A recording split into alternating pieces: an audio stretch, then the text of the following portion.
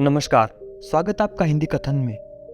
एक बार एक राजा था जिसे पेंटिंग से बहुत प्यार था।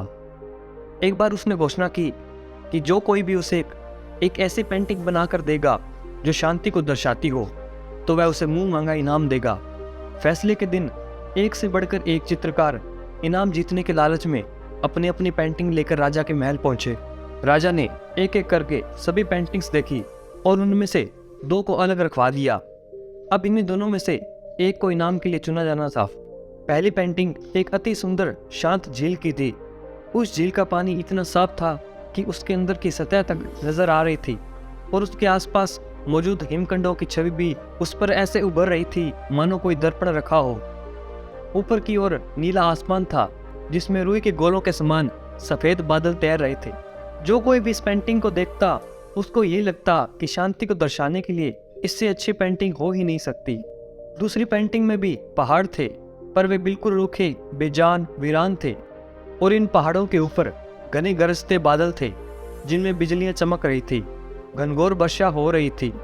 तेज हवाओं से पेड़ हिल रहे थे और पहाड़ी के एक ओर स्थित झरने ने रौद्र रूप धारण कर रखा था। जो कोई भी इस पेंटिंग को देखता यही सोचता कि भला इसका शांति से क्या लेना देना, इसमें तो अब अशांति ही अशांति है। सभी आश्वस्त थे कि पहली पेंटिंग बनाने वाले को इनाम मिलेगा। तभी राजा अपने सिंहासन से उठे और ऐलान किया कि दूसरी पेंटिंग बनाने वाले चित्रकार को वह मुंह मांगा इनाम देंगे। हर कोई आश्चर्य में था। पहले चित्रकार से रहा नहीं गया। वह बोला, लेकिन महाराज, उस पेंटिंग में ऐसा क्या है जो आपने उसे इनाम देने का फैसला लिया, जबकि हर कोई यही कह रहा है कि मेरी पेंटिंग ही शांति को दर्शाने के लिए सर्वश्रेष्ठ है।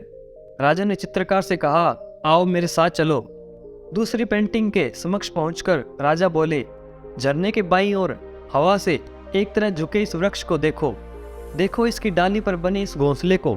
देखो कैसे चिड़िया इतनी कोमलता से, इतने शांत भाव व प्रेम पूर्वक होकर अपने बच्चों को भोजन करा रही है। फिर राजा ने वहां उपस्थित सभी लोगों को समझाया, शांत होने का मतलब ये नहीं कि आप ऐसी स्थिति में हो जहाँ कोई शोर नहीं हो, कोई समस्या नहीं हो, जहाँ कड़ी मेहनत नहीं हो, जहाँ आपकी परीक्षा नहीं हो। शांत होने का सही अर्थ है कि आप हर तरह की अव्यवस्था, अशांति, अराजकता के बीच हो और फिर भी आप शांत रहें, अपने काम पर केंद्रित रहें, अपने लक्ष्य की ओर अग्रसर रहें। अब सभी समझ चुके थे कि दूसरी पेंटिंग को राजा ने क्यों चुना। दोस्तों, हर कोई अपनी लाइफ में पीस चाहता है, पर अक्सर हम शांति को कोई बाहरी वस्तु समझ लेते हैं और उसे रिमोट लोकेशंस और बाहर की दुनिया में ढूंढते हैं, जबकि शांति पूरी तरह से हमारे अंदर की चीज है। और फैक्ट यही है कि तमाम दुख, दर्दों, तकलीफों और दिक्कतों के बीच भी शांत रहना ही असल में शांति होना है।